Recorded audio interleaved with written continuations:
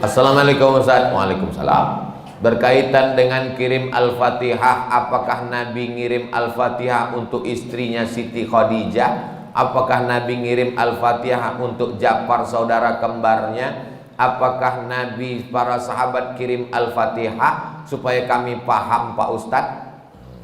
Jadi ini yang nanya ini, dia mau beramal kalau dilakukan Nabi.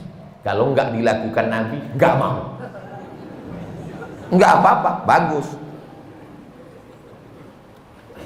Ada seorang sahabat Nabi, bukan sahabat Abdul Somad. Dia sebelum tidur malam bertasbih alfa uqdah 2000 simpul. Diambilnya simpul tali 2000. Simpul tali 2000. Habis itu zikir subhanallah subhanallah subhanallah 2000 simpul. Sekarang saya tanya, bolehkah bertasbih 2000 kali sebelum tidur malam? Boleh apa enggak boleh? Sekarang balik pertanyaan ini, pernahkah Nabi melakukannya? Enggak pernah. Kalau enggak pernah dilakukan Nabi, apakah boleh dilakukan? Tadi katanya yang boleh, sekarang enggak boleh. Ternyata kalau ngomong sama orang belum sarapan susah ya.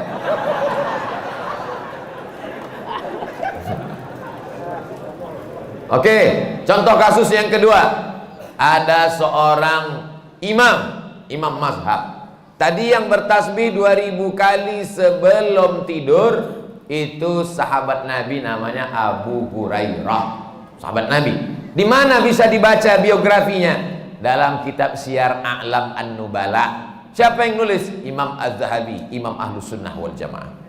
Contoh yang kedua, da'autu lisyafi'i fi salati arba'ina sanah. Saya mendoakan guru saya Imam Syafi'i fi salati, dalam solat saya arba'ina sanah, 40 tahun. Rabbi firli wali walidayya wali Muhammad bin Idris Asy-Syafi'i. Bolehkah mendoakan Imam Syafi'i 40 tahun? Boleh. Sekarang pakai logika ini. Pernahkah dilakukan Nabi? Nggak pernah. Kalau nggak pernah dilakukan Nabi berarti nggak boleh.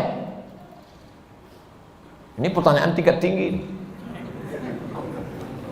Apakah mesti disyaratkan, mesti dilakukan Nabi dan sahabat?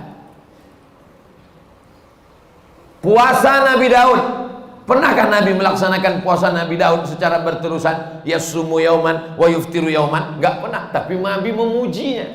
Apa kata Nabi? Ahabbu shaum ilallah shaumi Daud. Puasa yang paling bagus adalah puasa Nabi Daud. Nabi tak pernah melakukannya. Jadi sunnah ada 3. Yang pertama sunnah fi'liyah, Nabi melakukannya. Yang kedua sunnah qauliyah, Nabi mengucapkannya tapi Nabi tak melakukannya. Ada jenis yang ketiga, sunnah takririyah, Nabi tidak melakukannya, Nabi tidak mengucapkannya, dilakukan orang lain, disetujui Nabi. Mana contohnya? Sami Allahu liman hamidah, Nabi mengajarkan Rabbana lakal hamdu mil'us samawati wa mil'ul ardi wa mil'u ma syi'ta min syai'in ba'du. Tapi ada satu sahabat bacaannya lain. Sami Allahu liman hamidah, Rabbana lakal hamdu hamdan thayyiban mubarakan fi. Selesai salat Nabi tanya, siapa tadi yang baca alhamdulillah hamdan thayyiban katsiran mubarakan fi? Aku enggak pernah ajarkan. Aku ya Rasulullah. Apakah Nabi marah? Aku enggak pernah melakukannya. Kenapa kamu pandai-pandai buat doa itu? Kau masuk neraka jahanam. Apa kata Nabi?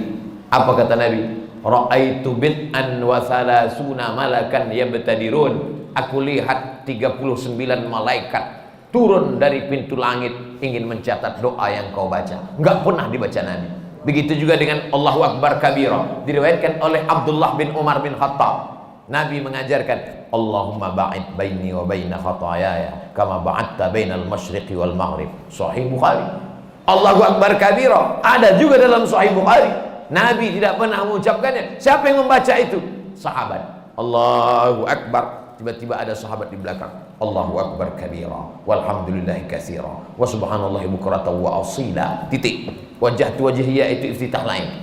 Selesai sholat Nabi tanya, siapa tadi yang baca Allahu Akbar kabira? Ana ya Rasulullah. Apa kata Nabi? Futihat abwabus sama, terbuka pintu-pintu langit, malaikat turun mencatat doa yang kau baca. Ini jenis takriri. Makanya perbuatan kalau tidak dilakukan Nabi adalah bid'ah. Betul kata Imam Syafi'i, kalau dia bertentangan dengan syariah. Selama masih ada dalilnya, tidak bertentangan dengan syariah, maka dia tidak disebut bid'ah dhalalah, tapi dia disebut dengan mahmudah. Sekarang tentang mengirimkan Al-Fatihah kepada orang meninggal dunia, sampai apa tak sampai? Siapa bilang sampai? Memangnya yang udah meninggal tuh pernah ngasih tahu? Alhamdulillah titipannya udah sampai, makasih ya. Imam Ibnu Taimiyah punya murid namanya Imam Ibnul Qayyim Al-Jauziyah. Punya kitab namanya Kitab Ar-Ruh. Sudah diterjemahkan ke bahasa Indonesia 3 huruf, R-O-H, roh. Di situ diceritakan Imam Ahmad bin Ambal lewat di suatu makam. Ada orang baca Quran. Kata dia, berhenti, jangan kau baca. Lalu disebutkanlah sanad-sanadnya bahwa membaca Quran itu untuk orang meninggal dunia tidak terlarang. Tentang kitab roh ini tidak diragukan, karena ada seorang dapat gelar doktor gara-gara meneliti kitab roh, namanya Dr. Bassam dari Kuwait. Umar bin Khattab punya anak laki-laki namanya Abdullah bin Umar bin Khattab. Dia pesan, kalau aku meninggal dunia, nanti bacakan di atas makamku pangkal Al-Baqarah 5 ayat sampai wa ulaika humul muflihun, dan ujung Al-Baqarah 3 ayat lillahi ma fis samawati sampai habis. Pesan Abdullah bin Umar bin Khattab kepada orang nanti kalau aku sudah meninggal. Berdasarkan itu Imam Nawawi meninggal tahun 676 dari kalangan mazhab Syafi'i, dalam kitab Al-Azkar mengatakan, wa in khatimul Qur'ana fahuwa hasanun. Seafdal-afdalnya dibacakan sekhatam Al-Quran. Kalau tidak sanggup sekhatam Al-Quran, likulli syai'in qalbun, segala sesuatu punya hati. Wa qalbul Quran Yasin, hatinya Al-Quran adalah Yasin. Enggak sanggup juga Ummul Quran Al-Fatihah. Itulah dia dalil-dalil orang yang membacakan Quran. Kalau nggak setuju, jangan salahkan orang karena orang punya dalil. Saya nggak setuju, nggak usah lakukan. Yang tidak boleh itu adalah tidak ada ulama satupun yang membolehkan, dia membuat sendiri. Nah, itu nggak boleh. Imam Nawawi, ini Imam Nawawi bukan imam sembarangan. Dia bukan selevel Imam Samudra, apalagi Imam S. Arifin. Imam Nawawi, kalau kita baca kitab pertama Sahih Bukhari, di bawah Sahih Bukhari Sahih Muslim. Imam Muslim muridnya Imam Bukhari. Kalau kita baca Sahih Muslim kita nggak paham, kita mesti baca kitab Al-Minhaj Syarah Sahih Muslim Ibn Al-Hajjaj Imam Nawawi. Imam Nawawi itu dalam kitab fikih, kitab besar Al-Majmu' Syarah Muhazzab, Raudatul Talibin wa Umdatul Muftin. Saya ngajar hadis arba'in, hadis paling sedikit kecil arba'in, Imam Nawawi. Hatam arba'in naik kitab Riyadus Shalihin, Imam Nawawi. Hatam Riyadus Shalihin naik lagi kitab Al-Azkar, Imam Nawawi. Membaca kitab Mustalah Hadis yang disyarah oleh Imam Suyuti, Tadribur Rawi, Syarah Takrib Nawawi. Imam besar. Apa kata Imam Nawawi mengomentari hadis tentang pelepah korma?